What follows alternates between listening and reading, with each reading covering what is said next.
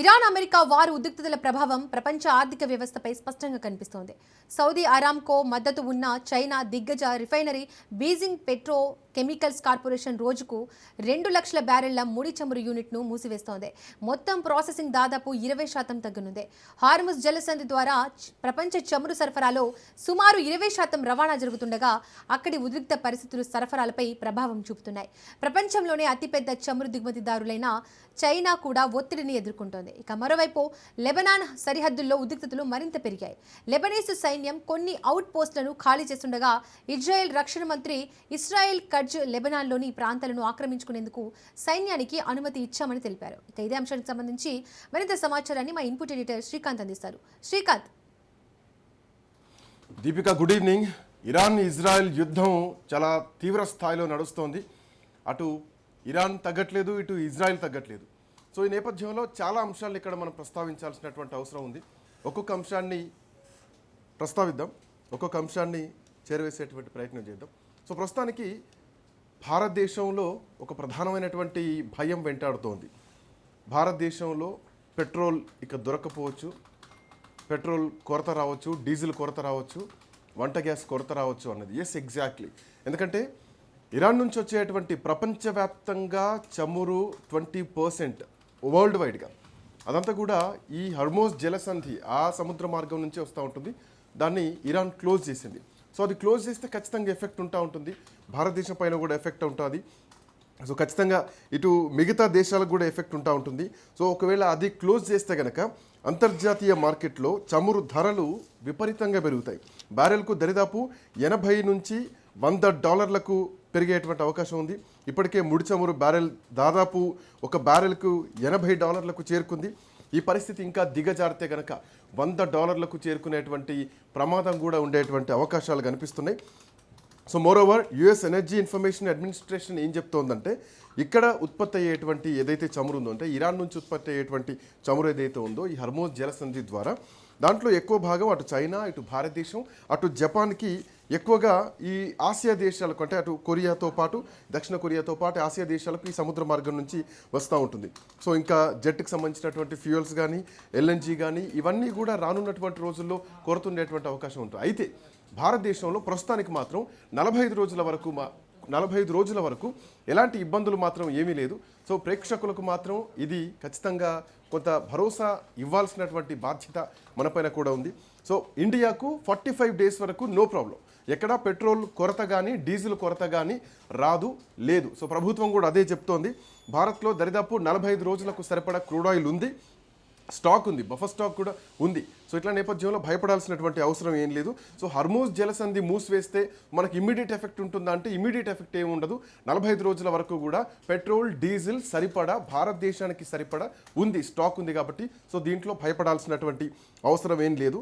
But చమురు ధర డాలర్ల రూపంలో పెరుగుతుంది కాబట్టి బ్యారెళ్ళకి, సో మన దగ్గర కూడా ఆ రేట్లు పెరిగేటువంటి అవకాశం మాత్రం ఉంది. సో పెట్రోల్ డీజిల్ రేట్లు మాత్రం ఖచ్చితంగా పెరిగేటువంటి అవకాశం ఉంది. ఇరాన్ అమెరికా యుద్ధం ఇంకా 2 వారాలు ఉంటుందా 3 వారాలు ఉంటుందా చెప్పలేము. ఎందుకంటే ఇప్పటికే ట్రంప్ ఒక స్టేట్మెంట్ ఇచ్చారు, మేము ఇంకా 2 వారాల వరకు కూడా యుద్ధం చేస్తామని చెప్పేసి. ఇరాన్ తగ్గట్లేదు, ఇజ్రాయెల్ తగ్గట్లేదు, అమెరికా తగ్గట్లేదు. సో ఈ వార్ ఇంకా కంటిన్యూ అయ్యేటువంటి అవకాశాలే ఉన్నాయి. సో దీంట్లో ప్రధానమైనటువంటి అంశం ఏంటంటే భారతదేశానికి 45 రోజుల పాటు ఎలాంటి ఇబ్బందులు లేవు, క్రూడ్ ఆయిల్ మన దగ్గర ఉంది, స్టాక్ ఉంది. సో ఇదొకటి మాత్రం రాజ్ న్యూస్ ప్రేక్షకులకు ప్రధానంగా ఒక భరోసాగా చెప్పాల్సినటువంటి అవసరం ఉంది. ఇక దాని తర్వాత ఈ యుద్ధానికి సంబంధించినటువంటి కీలకమైనటువంటి అప్డేట్లు కూడా కనిపిస్తోంది. చైనా కూడా దీంట్లో ఇన్వాల్వ్ అవుతుంది. చైనా కూడా చెప్తోంది ఇరాన్కు ఇప్పటివరకు మేము ఎటువంటి సైనిక సహాయం అందించలేదు అని చైనా ప్రకటించేసింది. దాని మద్దతు పూర్తిగా ఒక రాజకీయపరమైనటువంటి అంశంగానే చూస్తున్నాం, అంటే నైతిక పరంగానే ఉంది. సో మీ ఎక్కడా కానీ ఆయుధం సంబంధించి సైనిక సహాయం చేస్తామని చెప్పలేదు. కాకపోతే చైనా మాత్రం ఇరాన్కు మద్దతుగానే తన వ్యాఖ్యలు చేసింది మాత్రం స్పష్టంగా కనిపిస్తోంది. ఎందుకంటే చైనా కూడా ఈ అంశంలో ఎక్కువగా ఎఫెక్ట్ అయ్యేటటువంటి భాగమే. భారత్, జపాన్, దక్షిణ కొరియా ఎంత ఎఫెక్ట్ అవుతుందో చైనా కూడా అంత ఎఫెక్ట్ అవుతుంది. ఎందుకంటే తన చైనాకు వచ్చేటువంటి చమురు ఏదైతే ఉందో ఆ చమురు నిక్షేపాలు ఎక్కువగా ఈ హర్మోజ్ జలసంధి ఏదైతే సముద్ర మార్గం ఉందో ఆ మార్గం నుంచే వస్తూ ఉంటుంది. సో ఇరాన్ నుండి అట్లాగే అటు సౌదీ అరేబియా కానీ మిగతాది కువైట్ నుంచి కూడా కొంత వస్తూ ఉంటుంది కాబట్టి సో ఈ ఈ సంధిలో ఇరాన్ కూడా కొంత ఎఫెక్ట్ అయ్యే చైనా కూడా కొంత ఎఫెక్ట్ అయ్యేటువంటి అవకాశం అయితే కనిపిస్తోంది. ఇక దాని తర్వాత దీనికి సంబంధించి అంటే జోర్డాన్ కానీ బహ్రెయిన్ కానీ ఇరాక్ నుండి అనవసరమైనటువంటి సిబ్బందిని అమెరికా తొలగించేసింది. సో అక్కడ అంటే సైనిక చర్యలకు కొంత వెనకడుగు వేసింది మాత్రం కనిపిస్తోంది. భద్రతా బెదిరింపుల కారణంతో అటు జోర్డాన్లో కానీ బహ్రెయిన్లో కానీ ఇరాక్లో పనిచేస్తున్నటువంటి ప్రభుత్వ ఉద్యోగులు ఎవరైతే ఉన్నారో సో వాళ్ళందరినీ కూడా వాళ్ళ కుటుంబాలు వదిలి వెళ్ళిపోవాలంటూ కూడా అమెరికా చేతులు ఎత్తేసింది. సో మేము ఏమీ చేయలేము, దాడులు ఎట్లయినా జరగవచ్చు అని చెప్పేసి అమెరికా ఉద్యోగులు ఎవరైతే అక్కడ పనిచేస్తున్న వాళ్ళు ఉన్నారో ఆయా రాయబార కేంద్ర కార్యాలయాల్లో వాళ్ళందరికీ కూడా అక్కడి నుంచి మీరు వెళ్ళిపోవాలి, కుటుంబాలను కూడా వదిలి వెళ్ళిపోవాలంటూ కూడా చెప్పడం జరిగింది. సో ఇట్లాంటి నేపథ్యంలో అమెరికాకు సంబంధించి ఇందులో ఎంతవరకు ఇంట్రెస్ట్ ఉందంటే అమెరికా ప్రజలకు వాస్తవానికి ఈ యుద్ధం చేయడం ఇంట్రెస్ట్ లేదు. చాలా సర్వేల్లో అమెరికా ప్రజలు ఈ యుద్ధంలో ఉండడం ఇష్టమా అంటే ఆల్మోస్ట్ 21%. ఈ 21% మాత్రమే ఇందులో యుద్ధం చేయాలంటున్నారు తప్ప మిగతా వాళ్ళు ఎవరు కూడా ఆల్మోస్ట్ 80% వరకు 79% వరకు ఈ యుద్ధం చేయాల్సినటువంటి అవసరం లేదంటూ కూడా అమెరికన్ ప్రజలు చెప్తున్నటువంటి కామెంట్. దీనికి తోడు జేడీ వాన్స్ కూడా దీనిపైన రెస్పాండ్ అయ్యారు. ట్రంప్ అమెరికాని సుదీర్ఘమైనటువంటి యుద్ధంలో ఉంచే విధంగా ఒప్పుకోరు, సో యుద్ధంగా ఉండేటువంటి పరిస్థితులు లేవు, అట్లా ఉండడానికి అనుమతించారంటూ కూడా అమెరికా అధ్యక్షుడు వైస్ ప్రెసిడెంట్ జేడీ వాన్స్ కూడా దీనిపైన ఇప్పటికే రెస్పాండ్ అయ్యారు. సో వాన్స్ ప్రకారం ఇరాన్ పైన ట్రంప్ దాడి కొంచెం డిఫరెంట్గా ఉంటుంది, ఎందుకంటే ఇరాన్ దగ్గర అణ్వాయుధాలు ఉండకూడదన్నదే దీని ప్రధానమైనటువంటి ఉద్దేశం. అణ్వాయుధాలను ధ్వంసం చేసే వరకు ఖచ్చితంగా మేము ఉంటాం, గ్రౌండ్లో ఉంటాం అని చెప్పేసి ఇప్పటికే ట్రంప్ చేస్తున్నారు. అటు నెతన్యాహు కూడా అదే మాట్లాడుతున్నారు. సో ఇట్లా నేపథ్యంలో ఎక్కువ కాలం మాత్రం యుద్ధంలో కొనసాగేటువంటి అవకాశం లేదంటూ కూడా జేడీ వాన్స్ చెప్తున్నారు. బట్ ట్రంప్ మాటలు సంథింగ్ డిఫరెంట్గా ఉన్నాయి. ఇంకా 2 వారాలు మేము యుద్ధం చేస్తామంటూ కూడా ఈరోజు మార్నింగ్ ట్రంప్ చేయడం జరిగింది. మోరోవర్ ఇంకా ఇరాన్లో ఇవాళ ఒక స్కూల్ పై అంటే మొన్న జరిగినటువంటి దాడి ఏదైతే ఉందో 165 మంది పిల్లలు చనిపోయారు. ఆ పిల్లలకు సంబంధించి కీలకమైనటువంటి అప్డేట్ ఏంటంటే ఇరాన్ నుంచి మనకున్నటువంటి సమాచారం, కొన్ని అధికారిక వెబ్సైట్ల నుంచి మనకు వస్తున్నటువంటి సమాచారం ఏంటంటే 165 మంది పిల్లలకు ఈరోజు బహిరంగంగా అంత్యక్రియలు ఈరోజు జరిగాయి. సో ఇది ప్రపంచం మొత్తం కూడా చాలా బాధాకరంగా కలిచివేసినటువంటి అంశం. సో 3 రోజుల క్రితం ఒక స్కూల్ పైన జరిపినటువంటి దాడి ఏదైతే ఉందో అమెరికా ఇజ్రాయెల్ సంయుక్తంగా జరిపినటువంటి దాడిలో ఒక స్కూల్లో ఒక మిసైల్ పడింది. ఆ మిసైల్తో 165 మంది విద్యార్థులు అక్కడికక్కడే మరణించారు. వాళ్ళందరికీ కూడా ఈరోజు అంత్యక్రియలు జరిగాయి. దాని అందరికి సంబంధించి ఇరాన్ నుంచి మీడియా సంస్థల అధికారిక వెబ్సైట్ల నుంచి వస్తున్నాయి. ఇంకొకటి లెబనాన్కి సంబంధించినటువంటి అంశం కూడా ప్రధానంగా ఇక్కడ కనిపిస్తోంది. లెబనాన్ని ఆక్రమించుకోవాలని ఇరాన్ ప్రభుత్వం సైన్యాన్ని ఆదేశించింది. సో లెబనాన్ పైన దాడులకు సిద్ధమైంది. లెబనాన్ని ఆక్రమించుకోవాలంటూ కూడా ఇరాన్ ఇప్పటికే స్టేట్మెంట్ జారీ చేసింది. అక్కడున్నటువంటి సైన్యానికి ఆదేశాలు జారీ చేసింది. ఇజ్రాయెల్ సరిహద్దుగా ఉన్నటువంటి ఏవైతే ఈ లెబనాన్ బౌండరీస్ ఉంటాయో వాటన్నింటిపైన షెల్లింగ్ ఆపడానికి లెబనాన్లో ఉన్నటువంటి ప్రాంతాలను మొత్తం కూడా ఆక్రమించుకోవాలంటూ సైన్యాన్ని ముందుకెళ్ళాలి, లెబనాన్ ఆక్రమించుకోవాలంటూ కూడా ఇప్పటికే ఇజ్రాయెల్ ప్రకటించడం జరిగింది. దానికి సంబంధించి హిజ్బుల్లా స్థావరాలు ఏదైతే ఉన్నాయో లెబనాన్లో హిజ్బుల్లా స్థావరాలపైన సైన్యం ఆపరేషన్లు కొనసాగిస్తూనే ఉంది. ఇజ్రాయెల్ పైన కాల్పులు జరిపినందుకు గాను ఖచ్చితంగా మూల్యం చెల్లించుకుంటుంది అంటూ కూడా ఈ మాటలు ప్రస్తుతానికైతే వినిపిస్తున్నాయి అక్కడి నుంచి. సో ఇజ్రాయిల్లో ప్రత్యక్షంగా కాల్పులు నివారించడానికి ఇజ్రాయిల్ ప్రజలు కూడా ఆ సరిహద్దు లేదంటే ఆ సరిహద్దులో ఉన్నటువంటి ఆ భూభాగం ఏదైతే ఉందో సో వాళ్ళల్లో అంటే ఆ ప్రజలు అక్కడ ఆ సైన్యానికి ఉండడానికి షెల్టర్ ఇచ్చారనమాట. సో ఆ షెల్టర్కి సంబంధించి కూడా ఇరాన్ స్పష్టంగా రెస్పాండ్ అయింది. ఇజ్రాయెల్ సరిహద్దు నుండి లెబనీస్ సైన్యం ఖచ్చితంగా అక్కడి నుంచి వెళ్ళిపోవాలంటూ కూడా కొన్ని కామెంట్లు కూడా రావడం జరిగింది. ఇజ్రాయెల్ సరిహద్దుగా ఉన్నటువంటి వాళ్ళ పోస్టులు ఏవైతే ఉన్నాయో లెబనీస్ సైన్యం ఏదైతే ఉందో సో వాటన్నింటినీ కూడా ఉపసంహరించుకోవాలనేటువంటి డిమాండ్ తోటి లెబనాన్ దాన్ని ఉపసంహరించుకుంది. అక్కడి నుంచి చెక్ పోస్టులు అన్నింటిని కూడా తొలగించేసింది. సో ఇట్లాంటి నేపథ్యంలో ఇంకొక కీలకమైనటువంటి అంశం దీంట్లో ఏంటంటే ఏది చైనాకు సంబంధించినటువంటి కర్మాగారం ఏదైతే ఉందో అది కూడా మూతబడింది. ఏది ఆయిల్ రీఫైనరీ సంబంధించినటువంటి ఫ్యాక్టరీ ఏదైతే ఉందో అది మూతబడింది.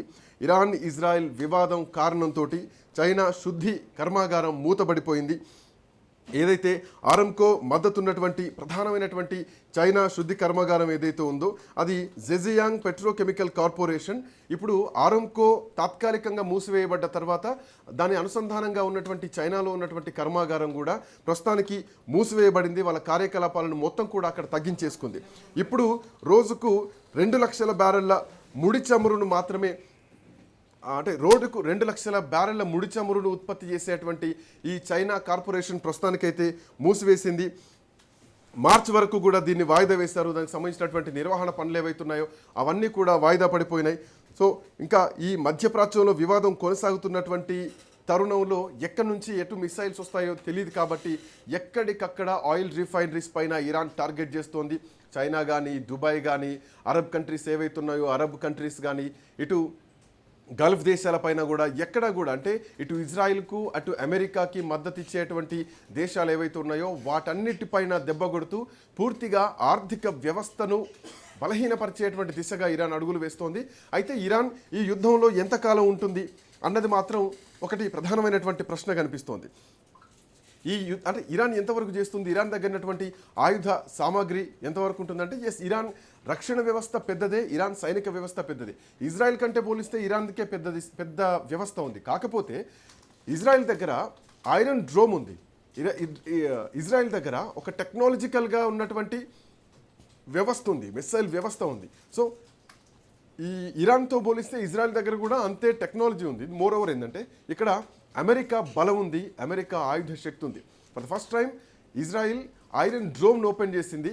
సో ఇరాన్ నుంచి వచ్చేటువంటి మిస్సైల్స్ ఏవైతే ఉన్నాయో, డ్రోన్స్ ఏవైతే ఉన్నాయో వాటన్నింటినీ ఐరన్ డ్రోమ్ నుంచి వచ్చేటువంటి సన్నటి లేజర్ కిరణాలు ఏవైతే ఉంటాయో వాటిని రిలీజ్ చేస్తూ ఆ డ్రోన్స్ అన్నిటిని కూడా ఎక్కడికక్కడ కూలగొడుతోంది ఇజ్రాయిల్. సో ఈ రెండు కూడా బలమైనటువంటి శక్తులు. ఒకటి సంపద పరంగా, ఆయుధం పరంగా, సైనిక పరంగా ఇరాన్ బలంగా ఉంటే, మోర్ ఓవర్ ఇరాన్ ఇప్పుడు ఎట్లాంటి పరిస్థితుల్లో ఉందంటే ఒక గాయపడినటువంటి బెబ్బులిలాగా ఇరాన్ మారిపోయింది. ఇరాన్ సుప్రీం లీడర్ ఖమేనీ హత్య తర్వాత ఇరాన్ ఖచ్చితంగా మిగతా దేశాలను కూడా కోలుకోలేకుండా దెబ్బతీయాలన్నటువంటి ఉద్దేశంతో సో రెండు వైపుల నుంచి దాడులు ప్రతిదాడులు నడుస్తూనే ఉన్నాయి. మోరోవర్ ఇరాన్తో యుద్ధం ఎక్కువ కాలం ఉండదని చెప్పేసి ఇప్పటికే నెతన్యాహు ఇజ్రాయెల్ ప్రధానమంత్రి కూడా చెప్పారు. ఈ యుద్ధాన్ని ఎట్టి పరిస్థితుల్లో ఒక శాంతి మార్గమే దీన్ని క్లియర్ చేస్తుంది, అది మాత్రమే దీనికి ప్రధానమైనటువంటి పరిష్కారం అని ఆయన చెప్తున్నా కానీ ఇది గతంలో కూడా అబ్రహం ఒప్పందాల కింద ఇజ్రాయెల్ గతంలో 4 అరబ్ దేశాలతోటి శాంతి ఒప్పందాలను కుదుర్చుకుంది. ఈ విషయం ప్రపంచానికి తెలుసు. ఇదే విషయాన్ని నెతన్యాహు కూడా చెప్తున్నారు. అయితే అమెరికాతో కలిసి పనిచేయడం వల్ల మిగతా దేశాలన్నీ కూడా శాంతి ఒప్పందాలకు వచ్చాయి. సో ఇప్పుడు ఇరాన్ శాంతి ఒప్పందాలకు వెళ్తుందా, మధ్యవర్తిత్వం ఎవరు చేస్తారు ఏమిటి అన్నది కూడా ఒక ప్రధానమైనటువంటి ప్రశ్న కూడా కనిపిస్తోంది. మోరోవర్ ఇంకా దీంట్లో చాలా కీలకమైనటువంటి అంశాలు కూడా, ఇటు పాకిస్తాన్ కూడా దీంట్లోకి ఇన్వాల్వ్ అవుతోంది. ఈ ట్రంప్ సృష్టించినటువంటి శాంతి మండలి ఏదైతే ఉందో ఆ శాంతి మండలి నుంచి నవాజ్ షరీఫ్ ప్రభుత్వం వైదొలగాలంటూ కూడా పాకిస్తాన్ మాజీ రాయబారి ఎవరైతే ఉన్నారో మలీహా లోధి ఒక స్పష్టమైనటువంటి కామెంట్ చేస్తున్నారు. పాకిస్తాన్ మాజీ రాయబారి ఏం మాట్లాడుతున్నారంటే షరీఫ్ ప్రభుత్వం ట్రంప్ గాజా బోర్డును వదిలేయాలి, సో అప్పుడే ఇది కొంతవరకు కొంత శాంతి ఇచ్చేటువంటి పరిస్థితులు ఉంటాయన్నది కూడా ఆయన చేస్తున్నటువంటి కామెంట్. సో దీనిపైన ట్రంప్ ప్రభుత్వం చాలా దేశాలపైన దాడి చేసింది, గాజాలో ఇజ్రాయెల్ చర్యల్లో ప్రధానమైనటువంటి పాత్ర కూడా పోషించారు అంటూ కూడా పాకిస్తాన్ మాజీ రాయబారి చేస్తున్నటువంటి కామెంట్. మోరోవర్ ఈ ఇరాన్ పైన జరుగుతున్నటువంటి యుద్ధం అటు పాకిస్తాన్కు కూడా ముప్పే అన్నది పాకిస్తాన్ నుంచి కూడా వాయిస్ వినిపిస్తోంది. ఎలా ముప్పు అనంటే పాకిస్తాన్ రక్షణ మంత్రి ఖవాజా ఆసిఫ్ ఏమంటున్నారంటే ఆయన సోషల్ మీడియాలో ఒక పోస్ట్ చేశారు. ఒక పోస్ట్లో అంటే ముస్లిం ప్రపంచంలో అస్థిరతకు ప్రధానమైనటువంటి కారణం జియోనిజం అంటే యూదు ఉద్యమం. సో ఇది ఈ ప్రస్తుతానికి ఉద్యమం నడుస్తోంది, ఇది ఖచ్చితంగా మానవాళి మొత్తానికి కూడా ముప్పు అన్నది పాకిస్తాన్ రక్షణ మంత్రి చేస్తున్నటువంటి ఈ కామెంట్. ఇరాన్తో జరుగుతున్నటువంటి యుద్ధం పాకిస్తాన్ భద్రతకు కూడా ఒక ముప్పులా మారేటువంటి ప్రమాదం ఉంది అంటూ కూడా ఆయన కొన్ని హెచ్చరికలు చేస్తున్నారు. ఏదైతే పాలస్తీనాలో ఇజ్రాయెల్ స్థాపించబడినప్పటి నుండి ఇస్లామిక్ ప్రపంచం ఎదుర్కొన్నటువంటి చాలా సమస్యలు ఉన్నాయి, అవన్నీ కూడా యుద్ధాల్లో ఈ జియోనిస్ట్ భావజాలం ఉన్నటువంటి ఏదైతే ఈ ఇజ్రాయిల్ ఉందో ఇది అందులో ప్రత్యక్షమైనటువంటి పాత్ర పోషించారు. సో ఇది పాకిస్తాన్లో ఉన్నటువంటి సమాజానికి కూడా ముప్పే, పాకిస్తాన్ రక్షణకు కూడా భారీ ముప్పు అన్నది కూడా ఒక మాట పాకిస్తాన్ రక్షణ శాఖ మంత్రి చెప్తున్నారు. ఇరాన్ ఒకవేళ రాజీకి సిద్ధంగా ఉందని, అయినప్పటికీ వాళ్ళపైన యుద్ధం చేయాల్సినటువంటి అవసరం ఏమొచ్చిందంటూ కూడా పాకిస్తాన్ నుంచి వినిపిస్తున్నటువంటి కామెంట్. బట్ ఇటు ఆఫ్ఘనిస్తాన్, ఇరాన్ మధ్యలో భారతదేశాలను కూడా ఏకం చేయడం ద్వారా పాకిస్తాన్ వ్యతిరేక ఎజెండా కూడా ఒకటి సృష్టించబడుతుందన్నది ఇంకొకటి ప్రధానమైనటువంటి అంశం దీంట్లో వినిపిస్తోంది. అయితే అటు పాకిస్తాన్ సరిహద్దులు కూడా కొంతవరకు ఇన్కన్వీనియన్స్గా ఉంటాయి. అంటే సురక్షితంగా ఉండకుండా కొంత గందరగోళమైనటువంటి పరిస్థితులు ఉంటాయి. అటు పాకిస్తాన్ కూడా బలహీనంగా మారుతుంది. సో చూడాలి, ఈ పాయింట్ కూడా కొంత ఇంటెన్షన్గానే కనిపిస్తోందని చెప్పాలి. మోరోవర్ ఇప్పుడు 4 గంటలకు ఇంకొక బ్రేకింగ్ మనకు అందుతుంది. ఏంటంటే ఇజ్రాయెల్లో ఉన్నటువంటి పెటాటిక్వా నగరం పైన ఇరాన్ క్షిపణి దాడి చేసింది.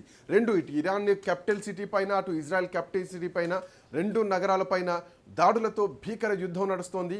ఇద్దరు రాజధానుల టార్గెట్గానే ఈ యుద్ధం నడుస్తోంది. ఇరాన్ క్షిపణి మధ్య ఇజ్రాయెల్లో ఉన్నటువంటి పెటాటిక్వా సిటీని టార్గెట్గా చేసుకుంది.